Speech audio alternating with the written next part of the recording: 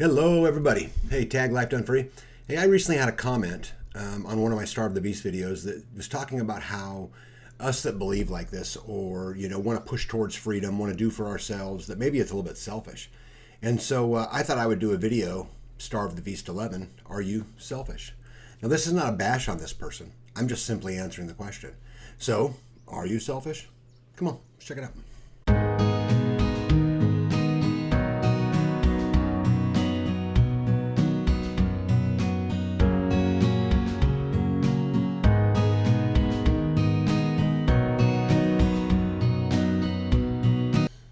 In these days, our success is often defined in the terms of group dynamics.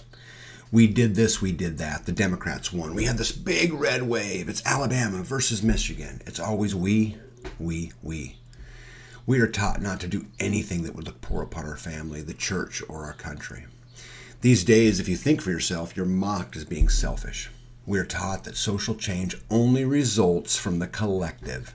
We are told that our individual actions will have little impact on the greater world.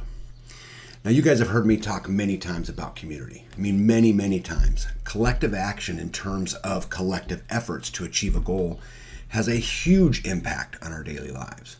But even this collectivism, even this will provide ineffective and inefficient in spreading freedom if we don't first strive to set our own minds free.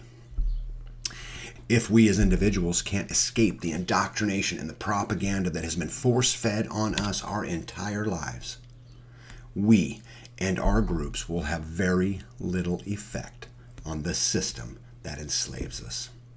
Freeing your own mind is the first and most important ingredient to starving the beast. If we can't become strong, independent individuals, we will never be able to reclaim our freedoms that have been eroded for many years.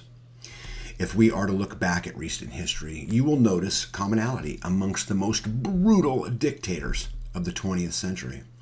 Stalin delivered many speeches in which he called for the collective to pursue the interests of Great Mother Russia. He built in every man and woman this sense of unity for country. Shortly thereafter, he said, "Ideas are more powerful than guns. We would not let them have guns. Why should we let them have ideas?" He also said death is the solution to all problems. No men, no problems. He then went on to kill 12 million people. Hitler said that the state must declare children to be the most precious treasure of people. As long as the government is perceived as working for the benefit of the children, the people will happily endure almost any curtailment of their liberty. He also said that to conquer the nation, first you must disarm it. And that the greatest strength of the totalitarian state is that it forces those who fear it to imitate it. Hitler often talked about the all-powerful fatherland. Hitler is said to have killed 45 million people. Mao said that in difficult times we must not lose the sight of our achievements. We must see the bright future. Now, did you notice the "we" was in there twice? Mao also said to enable every woman who can work to take her place on the labor front, under the principles of equal pay for equal work. Does this ring a bell? He said, when there's not enough to eat, people starve to death, and it is better to let half of the people die so that the other half can eat their fill. He went on to kill 140 million people. You see, Mao and Stalin and Hitler didn't come to power promoting tyranny, but in promising equality. They all stressed the importance of the collective over the individual. Ralph Waldo Emerson once wrote that the antidote to this abuse of formal government is the influence of private character in the growth of an individual. So basically what he was saying was the way to fix a tyrannical government is to empower the individual. See, tyrants such as these, as well as even the politicians of today, are such proponents of the collective ideologies that this should make it clear why one must look to the individual to counter the tyranny.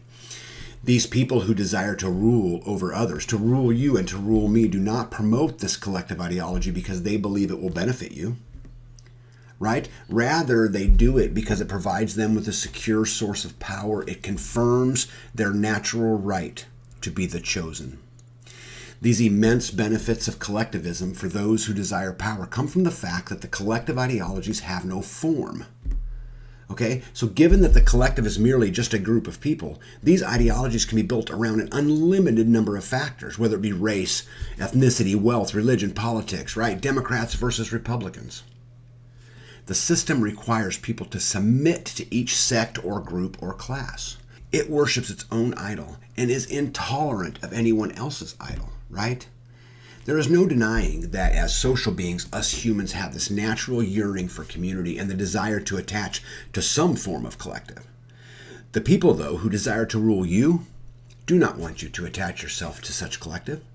They want you to elevate yourself to a position of superiority. Now, this is super important. They want you to elevate yourself to a position of superiority, a position that will allow you to hate and will allow you to divide. Over the past several generations, it is the nation state which has most commonly been elevated to the position of supreme collective by those who desire and seek to rule you. Now, this has not been, by accident.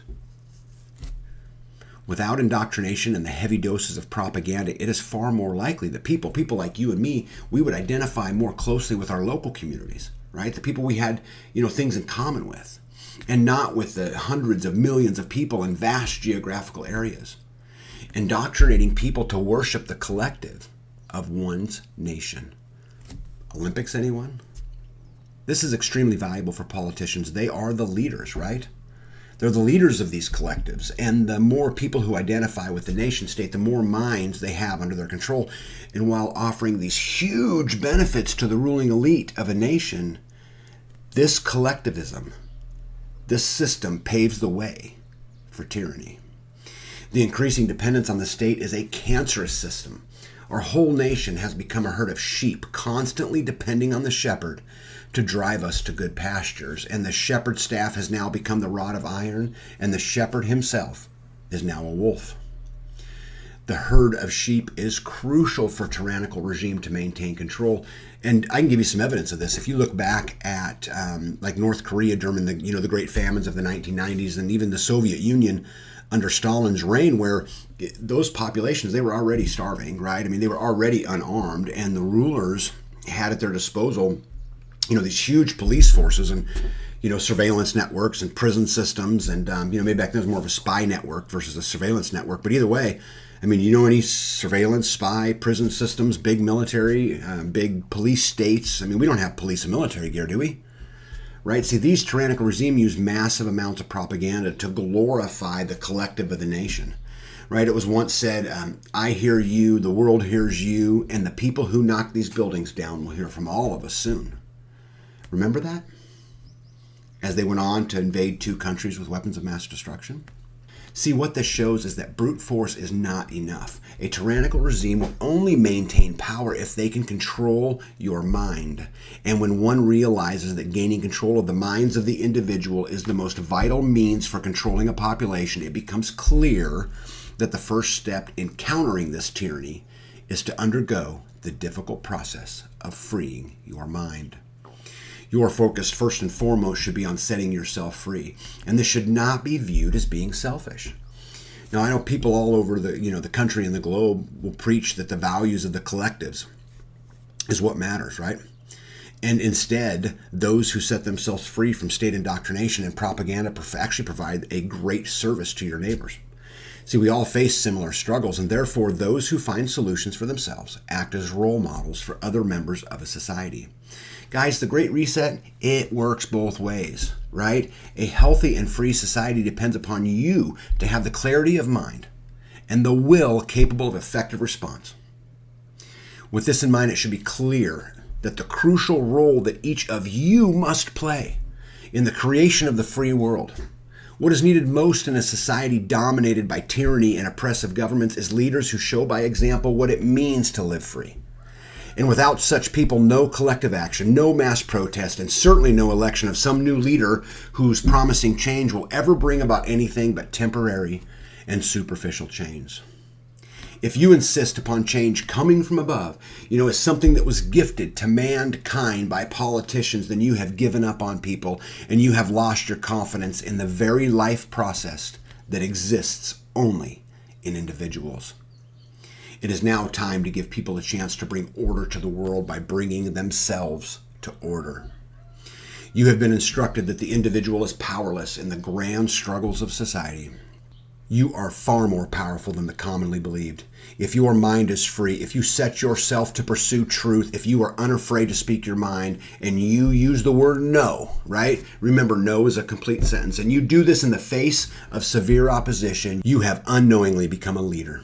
You are the example that others will strive to be. You are no longer a soldier in the system that enslaves us. Your example will build strength in others and will allow them to escape, and their example will do the same. And this is a ripple effect of a whole another kind. Be the example, think for yourself, pursue truth, but at the end of the day,